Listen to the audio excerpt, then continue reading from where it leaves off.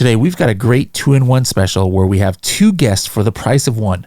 One is one of the world's top experts on TikTok Shop, and the other has sold hundreds of $millions online and is even an accomplished DJ who plays at music festivals. How cool is that? Pretty cool, I think.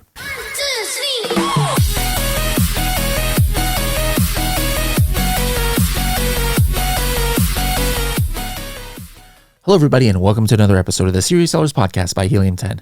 I'm your host, Bradley Sutton, and this is the show that's a completely BS-free, unscripted, and unrehearsed, organic conversation about serious strategies for serious sellers of any level in the e-commerce world.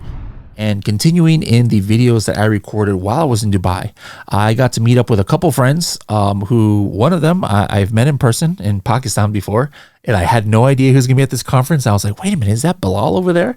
And then the other one is somebody who I've known online for more time than I've even worked at Helium 10, probably over 7 years. And this is the first time I got to meet him in person. Both have very interesting stories and completely different strategies. One is going to be talking all about TikTok Shop, and the other one about how he has really leveled up over the years and probably, well, at one point was on his way to being a 10-figure seller. And so without further ado, let's go ahead and take it away with Bilal and Ali Gray. All right, finally, guys, I am here meeting somebody I have known online for I don't know how many years, and we keep missing each other at conferences and stuff. But Ali, it's great to meet you here in person. Nice to meet you. I think it's like 10 years, man. You know, it's been a long time. So I'm happy to meet you. I just now am finding out a little bit about your backstory, but let's go ahead and talk about it. You were born and raised in London? Yes, correct. I'm from a Turkish background, but I was born and raised in London. I was just in UK a couple weeks ago. I drove almost 1,000 miles in 1 week. I drove to Wales. I went, Southampton. I was going to all of Stonehenge for the first time. It was great, but you haven't lived in London in a while, right? You when did you start living like on the road, I guess? Like 7-8 years ago. I was done with London, and when you reach a certain tax bracket as well, your taxes, you're just putting money in the bin, right? So when you can, and especially when your money can buy you more things in other countries, when you get more for your money, why wouldn't you travel and explore? And I've done that in 70 countries. I worked from 70 countries, and then I realized that's not sustainable. I need to find a base, and I fell in love with Taiwan, and I started living in Taipei. And I haven't looked back until last year, where I realized I've done everything here. I've took all the energies, I've given all the energies, so I have to find a new place. Now I'm looking for a new base. But yeah, I've been living in Taiwan. When did you get into e-commerce? When I was very young. When I was around 15, I started a dropship website, and there was no Shopify back then. So I coded my own little website to sell beanbags. And I don't know why I chose beanbags. I think I was just like copying someone. And the shipping cost was more than the product itself because they're huge, right? But that was just, I became just addicted to e-commerce ever since then. Then I've discovered Amazon, and I dropped out of school. When did you start selling on Amazon? Like 2013, 14. I was like one of those people that got into it from amazing, like ASM, I think. I think before ASM, but I really thrived on ASM. So you were going to university at the time? Not even. I dropped out before uni. So you were in like what we call high school in America? Yeah, so we call it college. So there's like 16 to 18. We call it college. You guys call college university. So I dropped out when I was 16. I was like, because you were making a lot of money online already? Yes, and also the things that I was being taught. I loved computing and IT. And the things that I was being taught was incorrect. Like my IT teacher was teaching incorrect things because he was not a tech guy. He was not a coder. And I was like, he was very annoyed with me because I was like putting my hands up and I was correcting him. And he was like, oh yeah, you're right. And then when I went home, I thought, what am I doing here? I don't think I belong, in this environment where people are, and I didn't learn from people. I'm a self-teacher. There's two types of people, right? Some people learn from other people, and some people learn from themselves. And I just didn't connect with anything they were saying. So still, when you were a teenager, Amazon became your main income? E-commerce, not just Amazon. I used Amazon as a launch pad, but I was very quick to diversify away from Amazon. But yeah, it was like 95% of my income. 5% was Bitcoin, and I was I was like a tech guy, right? I was into cryptography, and I was an anarchist. So I was very like anti-government, anti-establishment. And when Bitcoin white paper came out, I was on the forums, the cryptography forums, and I was reading it, and it just blew my mind. And I wasn't even doing it for investment. I bought it for the mission of controlling your own currency. When you have money in your bank account, the government can freeze your assets at any given time without a good reason. Bitcoin is freedom. And I'm a nomad, right? I stand for freedom. So Bitcoin and Amazon became, and then Bitcoin grew a large percentage. And now Bitcoin makes me more money than all my businesses. Even I sold a lot of them. Bitcoin has just reached $100,000, man. And I've been in it for a very long time. And if you go down my Facebook, if you scroll all the way down, when it's like $10, I'm typing on Facebook, guys, buy Bitcoin. The post is still there. You can go check it. And everyone is like, scam, scam. No, it's not a scam. How old were you when you made your first $1 million online? When I was 17. So I sold my first company when I was 17 on Flipper. Flipper, they're great people, and they still exist. And I sold on Flipper, and it wasn't the Amazon business. It was a gaming website called zapxo.com, and it's Miniclip that you can go play flash games online.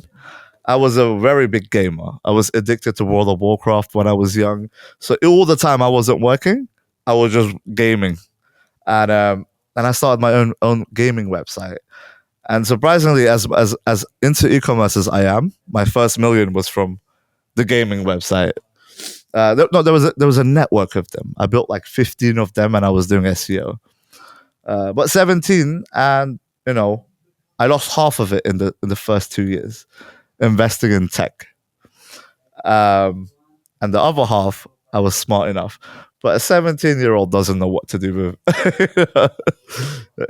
It wasn't even a million. It was like 800,000 pounds, which is, I guess, in US dollars, it's almost a million. But if I invested a lot of it in Bitcoin, the half that I didn't lose, it went into Bitcoin. Wow. I don't even want to calculate how much money that is now, because that's going to be pretty impressive. Now, I didn't keep all of it, but it's still a considerable amount. Yeah. Now, when fast forwarding, you said one of your peak years online was like during COVID. Yep. What was like your peak sales in 1 year? 500 million, and that's what I lead like my presentation with. But I just want everyone to know that's not consistently 500 million every year. Obviously, that would be amazing. But we hit 500 million in sales across 19 different brands on Amazon, and also D2C and retail. So it's not just Amazon, right? So is that a company that you had started before and just grew it little by little? Yeah, I mean, it was 19 brands, and half of them have been acquired. So I acquired half of them, I built half of them. And I talk about it during my presentation. Acquisition is very important to your growth. But I didn't acquire like companies. Like I didn't do what the aggregators did, even though I think I was the first aggregator of sorts. But I bought ASINs. So I would buy my second ranking competitor, I would buy my third ranking competitor, and I would just buy that single ASIN. So you're buying real estate on Amazon. And I did this during my first year of starting Amazon. And it was one of the biggest contributors of my growth, just buying ASINs.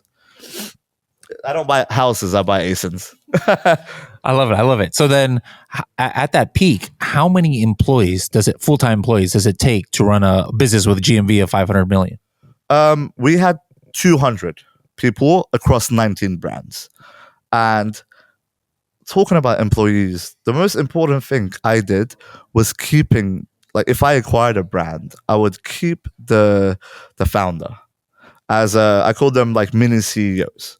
So it would be me, and under me there'll be 19 different mini CEOs managing the brands, and they would all share ideas. It was like a network effect, and the systems, we had thousands of systems that were distributed to all of the 19 CEOs, and then under them there was managers, so they would teach the systems to the managers, and that was the exact structure. Now, I didn't learn the structure, I just figured it out, and I thought it was the best thing to do. And the mini CEOs all had equity in the company, and that's where the aggregators, they screwed up, right? They would buy a brand, and they would they would fire all the team, right? And there's and they would try to hire like bankers to manage the brands, because Fragile was made by a bunch of bankers from New York, degenerate bankers, by the way, not just any bankers. That's why they went bankrupt. But I just knew the value of keeping the team in the brand. At what point did you start DJing? Because that's another thing we kind of have in common. Not that I DJ, but I have friends who DJ, and I'm into the scene and stuff. When did you start doing that? So I love music, right? And I started off with music production, and well, if we go way back, I started with partying, going to raves, and just I looked at the DJs, and I saw how they just conveyed their emotions into the crowd, and they just controlled the emotions and the vibe. And as a control freak, I was like, I want to be that guy. I wanna make people go on this journey. So then I started producing music, because I researched, if you just stop DJing, no one really cares about you. You're just a DJ at home. But if you produce music, then you have a following and a brand. And I love brands, right? So I started producing. Then when I had fans, some of the songs did really well, thanks to my marketing skills as well, because I marketed the songs to the right audience. I have millions of streams, and now I can DJ, and there'll be people that come to my shows because they know who I am. This was all recent. Like, I released my first song 3 years ago, but I've been in the music scene since I was 17. I would organize these squat raves. Do you know what they are? Squat raves. So in London, it's a culture. You have an SMS list of like 5,000 people. SMS marketing, when I was 17, we would collect numbers, we would break into a warehouse, and we would convert it. We would install the sound system. It's an abandoned warehouse. Install a sound system, and everyone would get the location 2 hours before, and there'll be thousands of people there. And I got into this because I couldn't enter clubs. I was 17, and I had, I sold my company, so I was just having fun, having a good time. And I was like, well, if I can't go into clubs, I make my own club. And that's how I fell in love with the scene of raving and festivals. And the police would arrive, but they cannot break it up because we had thousands of people in this abandoned warehouse. The police were just like, please leave by 6 a.m. We're like, done. So that was my intro. Nice. Now, what's the biggest some festivals that you've played legitimately now where you're not breaking into warehouses? Yeah, I am not doing that anymore. But it was a respectable culture in London. I've done Earthfest in Taiwan. I've done EDC in Las Vegas. I really want to do Coachella, so not yet, but I'm working on it. Do you DJ under a name, or is it just your own name? GRY, and I tattooed it. I tattooed it on my hand, and why?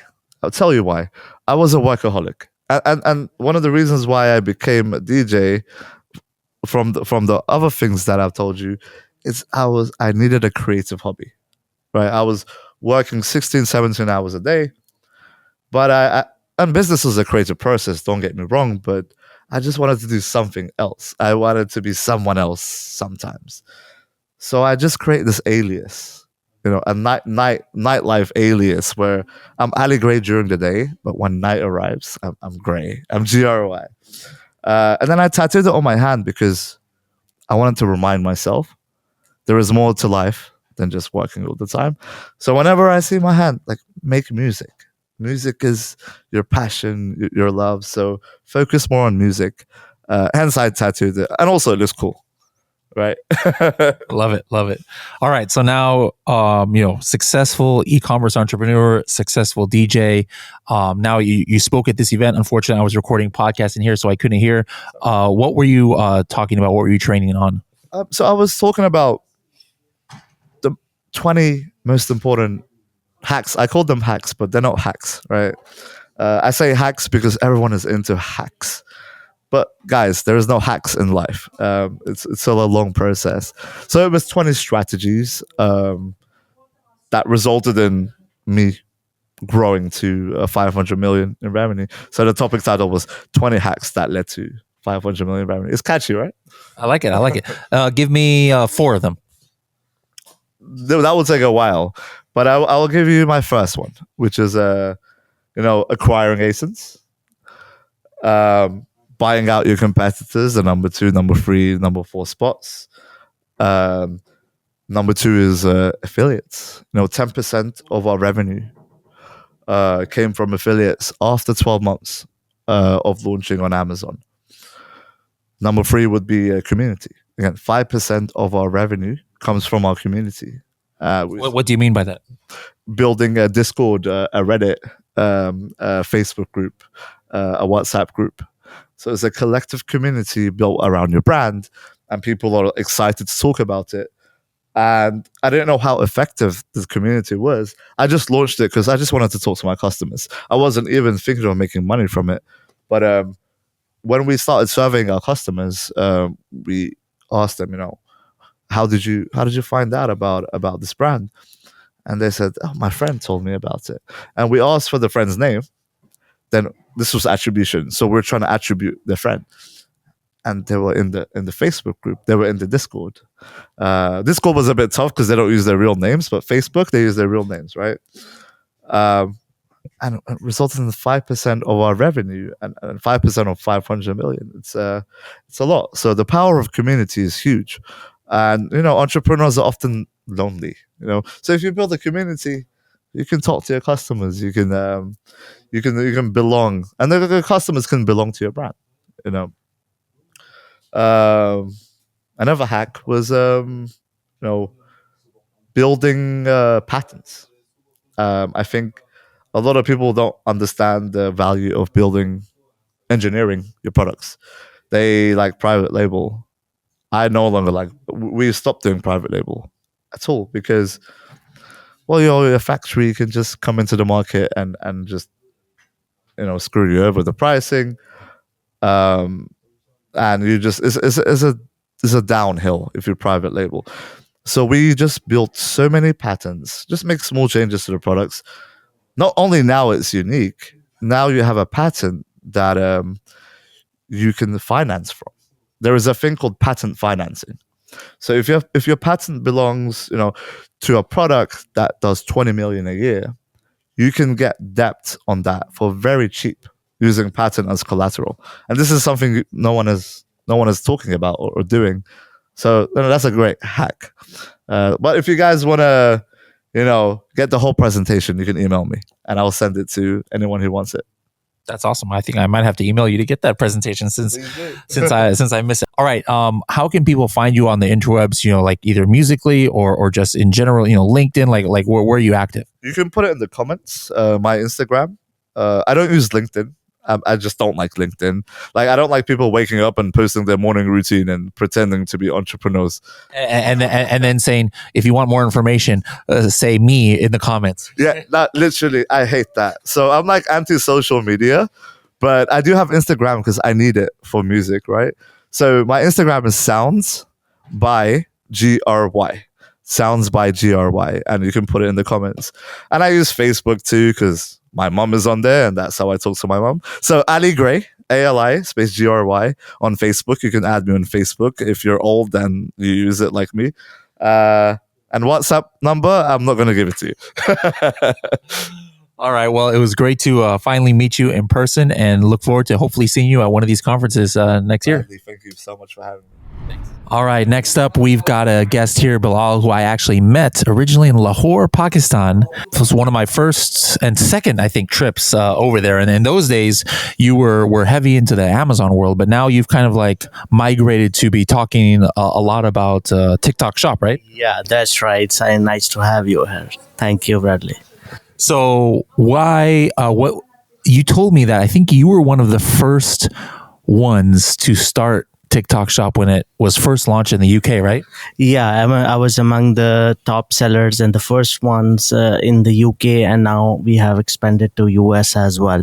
So I've been, doing Amazon for quite some time, but now I've completely shifted to TikTok Shop as we were speaking earlier. Yeah. So when you started on TikTok Shop in the UK, wait, that was like around was that 2023 when that started? 2022. 2022. So how did you start? Was it taking the products you were selling in Amazon UK and then just cross listing it to TikTok Shop in UK? No, it's a totally different platform. So there's a working behind it, and we selected some couple of products which related to brands. And the best thing about TikTok still is that we were talking about that brands don't sell themselves right now. Because if we talk about any brand, and we must say that 99.9% of the brands are already listed on Amazon, but it's the other way around for TikTok. So when I just listed, it was like I didn't know anything about TikTok Shop, and I just I was just going through the Seller Central process, and it was as easy as making a Gmail account. So when I ended up making a shop, I was like, what should I list? So there was a viral beauty brand that was viral at that time. So I just listed a product, and I start getting orders, and I did not know that from where I'm going to source it even. But the way the orders start pouring in, it was quarter 4 high season, and it was something I had never seen before. So you have also experienced the same, you were telling me. So I just listed several brands, and that was the start of my journey. And then later I turned into the private label products and from China sourcing and things like that. But still there's a lot of room, because you can sell brands first. As per TikTok policy, if the brand itself is not selling, then anyone can sell that brand. And TikTok is all about going viral, so you have to find the viral products. As long as you have good sourcing, you can talk to brands, and you can get the stock. It's all good for you. So then it's not just about you having your own product on Amazon and migrating to TikTok Shop, which you probably should, but even somebody who's not selling, let's talk about that, because I don't think a lot of people talk about that, where I don't sell on Amazon necessarily, or maybe I do, but I actually start on TikTok Shop with a product that I am not selling on Amazon, regardless of the reason of why I'm not selling. Maybe I don't have an Amazon account, or I'm just not selling it. How can I sell on TikTok Shop when I don't even have a product? Because maybe this is the kind of model for somebody who's just starting out, who doesn't have a lot to invest. How do they get started? Yes, that's the best thing about TikTok Shop, because you don't need that much planning. You can start right away, because on Amazon, you cannot just list products and start selling. Brands don't let you do that, because it's a mature market now, and they don't let you do that. So for private label, you need a lot of investments, and then you have to do ranking and then PPC and things like that. But on TikTok Shop, something or the other, it is viral on all categories. Things are viral. Now I have to see what is selling. Now people think that we should start selling what we have sourcing available, but that's not the right thing. You have to sell whatever is selling. Okay, so just imagine that I'm a new seller. Okay, I have no experience of Amazon whatsoever, and I have just made a new account. Okay, so now what would I do? I will start listing the brands. The only thing I have to see is that brand should not be selling itself. Okay, and you are officially allowed from TikTok that you can sell anything as long as the brand itself is not selling. So it is as simple as that. So you don't need any marketing. You don't need any brand approvals. You don't need any inventory, big inventories. You can start for as low as 500 pounds, 1000 pounds, but it depends. When you have to scale, then you need a lot of it. Let's say I'm selling you TikTok Shop US. I just do a random search and I see that there's a popular collagen peptides or something that nobody is that particular brand, like Vital Proteins is a very famous brand. Vital Proteins itself is not selling in TikTok Shop. Now, is the first step trying to make sure I can source it, or are you saying, hey, just list it at a price where even I can just buy it retail, kind of like almost like arbitrage way? Or is the first step I need to have a supplier, a verified supplier where I can fulfill the orders? Look, it depends. The testing is must. Without testing, you go to the supplier, you will do all that hassle that will be wasted. So I recommend my students that look, list the product to be on the safer side. Like I was in US from the last 2 months. Some of my students were really reluctant, and what should I do? Where should we start? So I said, okay, let's go to Costco. We went to Costco, and just imagine we entered there, and I just started telling them, okay, list this, and by midnight, I mean, they had so many orders. They went to Costco and they started fulfilling it. How did they get the orders without having like influencers show video? Yes, that's the best part about it, that you can sell brands if your price is good. You can sell it easily. So at the first point, you don't have influencers on board, so you don't need them. It's the same way like Amazon. People will search that brand. That brand is being searched already. You don't have to worry about that. If your price is just one penny less, you can sell really well. So the orders start coming right away. If you are selling a good brand, I have this product available at Costco, you don't have to worry about it. Or even if you want to buy, you can return it later. So it doesn't cost you anything to test the product. Once you have tested the product, now you should talk to a brand, or if you don't need any approval, you just want to make sure that you have enough stock available. The only problem is that when the influencers, one thing is that there's target collaboration. We will give sample to influencers. The other thing is that whatever we have listed on our store, there's an open collaboration. The influencer will add that product to his or her showcase without letting you know.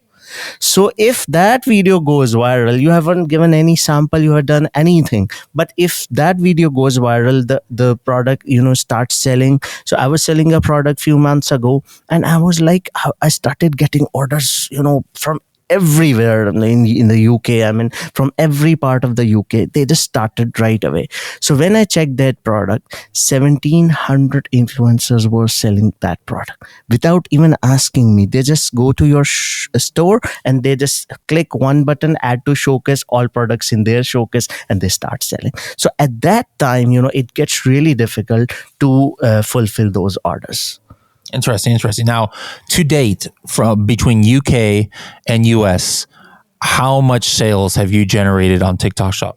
Yes, I am about to reach almost £1 million in UK and almost 300,000 in US dollars. Now, of that amount, how much are like your own private label products, that maybe you were selling on other marketplaces, or how much is kind of like, I guess you can almost call this like wholesale, where you're buying existing brands? Yes, because I have switched to my own products, like you can say 8 or 9 months ago, and you can say that 30% of the revenue is coming from my own product, because I was selling brands initially, so the major revenue is coming from the brands. And now I have a couple of brand approvals as well, so I've that is a different thing, because the best part is that you can make 5 shops on one company.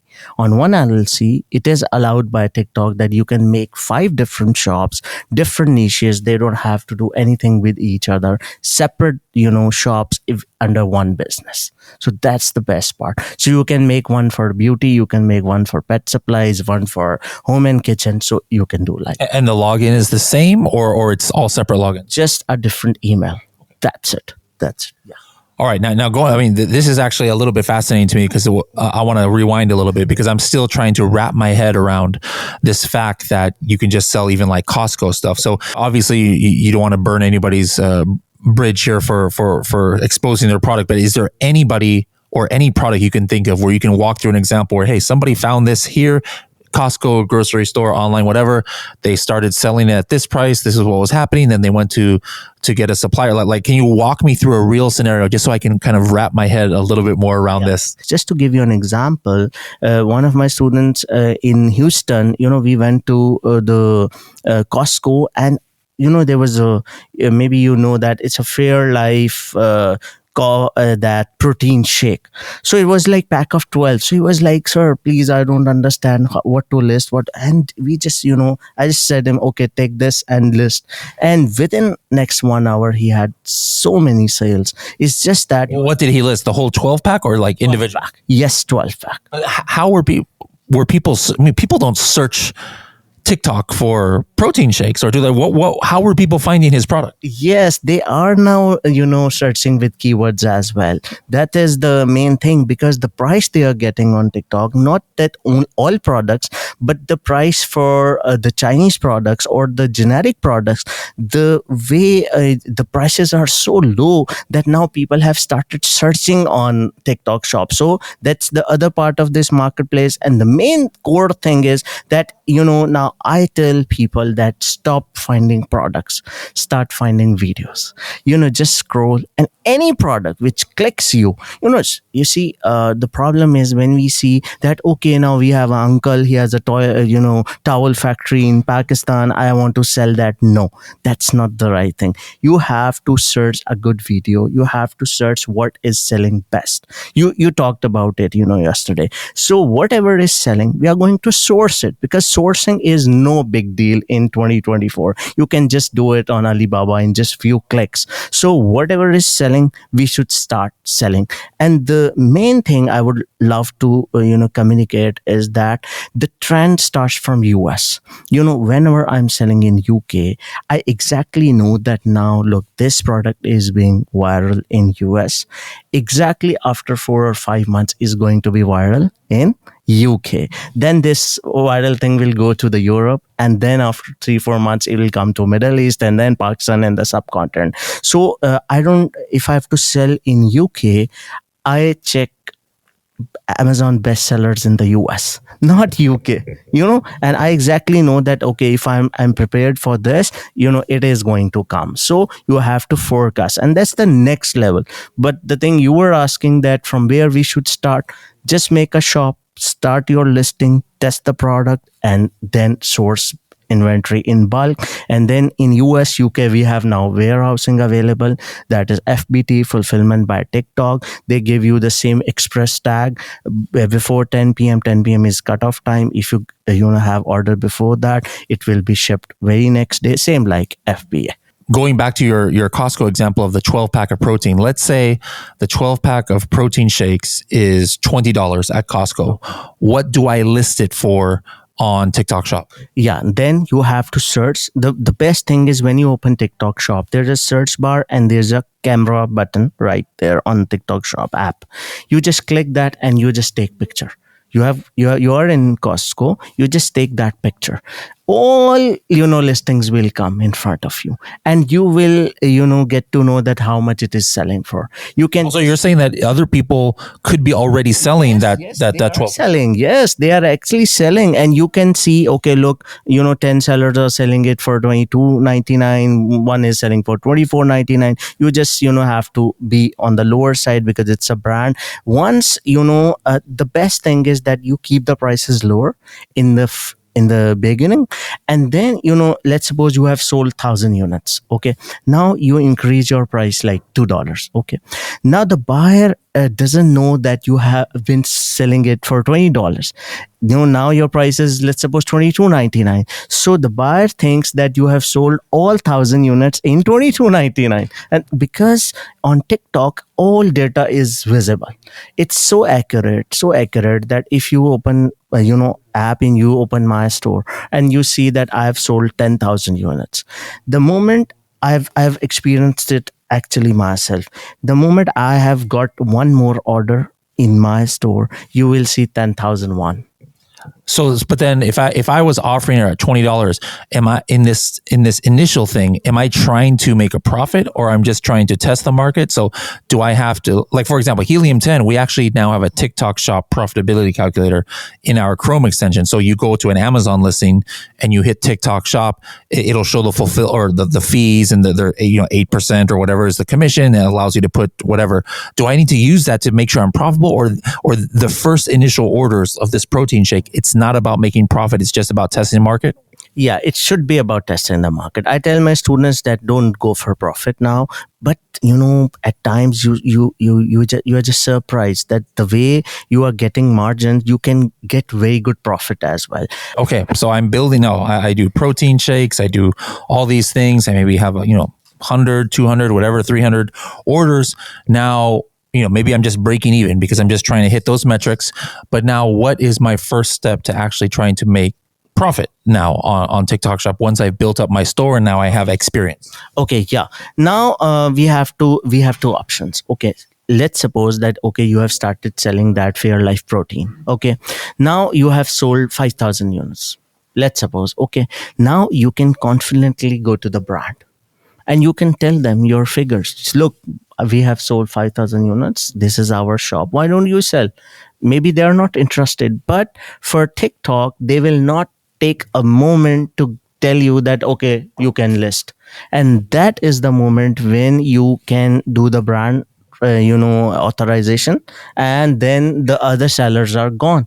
The moment you are, so we have two options: either the brand itself is coming or you got the authorization letter, so you start selling those Fair Life onwards. And the other part is that you do the proper product hunting, and then you make your inventory from China and you start selling. But the only thing you need to focus is that you have enough videos available even before that launch of product, because what we will do, we cannot get the influencers on board on that product right now. So what we do, we take a good video and we start advertising, and right, because you don't have much followers. So when you do $30, $40 a day, TikTok will bring your video to 100,000 new people. So then you will start getting sales. And if, like, for 7 days, if you're running that ad and you have like 20, 30, 40 sales, it's a good product, and you can order your inventory from Alibaba.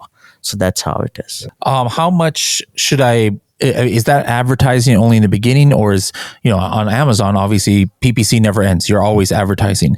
Is that how it is? Should I dedicate a portion of my budget to advertising, or just in the initial to get traction, but the rest of it is influencer marketing? You have to try both. The combination is very good, because I've made an ads course, TikTok ads course, and there we have done everything live, and our CPA is as low as 0.87 pounds per conversion.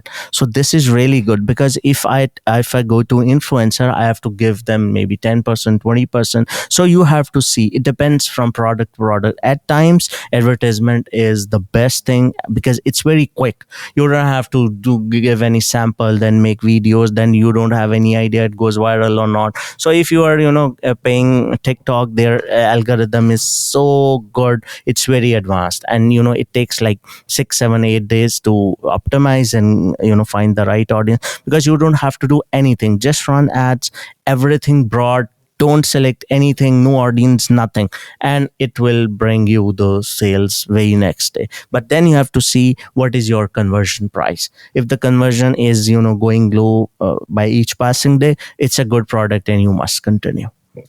Now, I know you cannot drop ship anymore from Amazon to Walmart, Walmart to Amazon. They don't like each other's fulfillment and things like that.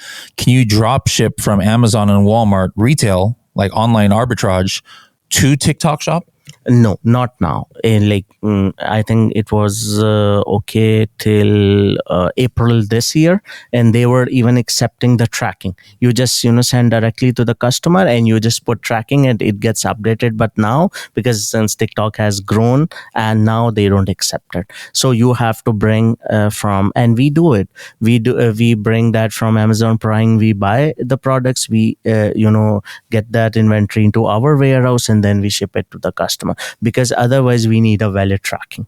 So direct drop shipping is not allowed anymore. Okay. Yeah. I used to do something like that. We called it like two-step drop shipping. That's what it is. Yeah. Okay. So that's interesting. Now, but then I guess the process could be similar as I'm thinking this through. Maybe there's a popular product on Amazon. It's not on TikTok Shop, like you said. If that brand is not selling itself, I can do it. So I could just order 10 or 15, 20, even 50 units, and then show the sales to that brand and say, hey, let me, can I buy in bulk because I'm selling this on TikTok Shop? Is that something you teach? Exactly. That's the way to go, because you have so many brands, in front of your eyes on Amazon every day, and you will see that 99% of them doesn't sell on TikTok. Even, people like me who are selling, they haven't listed that product. So if you don't see any sales, that does not mean it's not selling. No one has listed that product. So and you can talk to any brand and tell them, look, I want to sell your product on TikTok Shop. They will say, let's do. But if you talk to them, I want to sell on Amazon, they will never agree to. That's the main difference, because it's a win-win for them. How can people find you on the interwebs out there, like your YouTube, or to contact you if they want to get more information? Yeah, they can find me on YouTube. They can write Bilal Sarbuland, BILAL SIRBULAND, or they can write TikTok Shop UK, TikTok Shop USA. My Facebook profile is the same with Bilal Sarbuland, so they can find me there. My website is bilalsarbuland.com. They can find me there, and I would really want to give this message to everyone that you must start. This is the time. This is a new marketplace. Bradley, you know it better that, someone who started Amazon in, 15 years ago, and the one who is thinking to start now, there's no comparison. So same is the case with TikTok Shop. Whosoever will start now, they are going to be big. And the best thing is that very few people know about it. That's what I was telling you, that I was in US. If I met 100 people, 99 of them doesn't know anything about TikTok Shop, and they are at the back of their mind, they think that only Chinese can sell. So that's the main thing. We need to give more awareness to people, because very few marketplaces has this potential, because they have 2 billion active users in the world, and that's a lot of traffic. All right. Last 30-second strategy having to do with TikTok Shop of the day. I think the best thing is to start. I really want to motivate people. I've been traveling a lot, and just to motivate people that, there's a mistrust. They think that, people are selling courses, or they are trying to sell, their YouTube stuff and things like that. But to tell you honestly, this is the best opportunity to avail right now. Awesome. All right, Bilal, I really want you to start and just let me know that what is the sales progress, and then we will do another podcast with your sales. All right, we're going to do that. I already have my TikTok Shop started, but I didn't start selling too much yet. So I'll do that. And then next time we bring him on, we'll see what's new with TikTok Shop. And also let's see how my sales have been. So Bilal, thank you so much. It's great to see you here in Dubai, and hope to see you somewhere else soon. Thank you so much. And it was wonderful. And what a great event it was, WorldF. And I hope to see you with WorldF Istanbul as well in May 2024. Sounds good. We'll see you later. Thank you.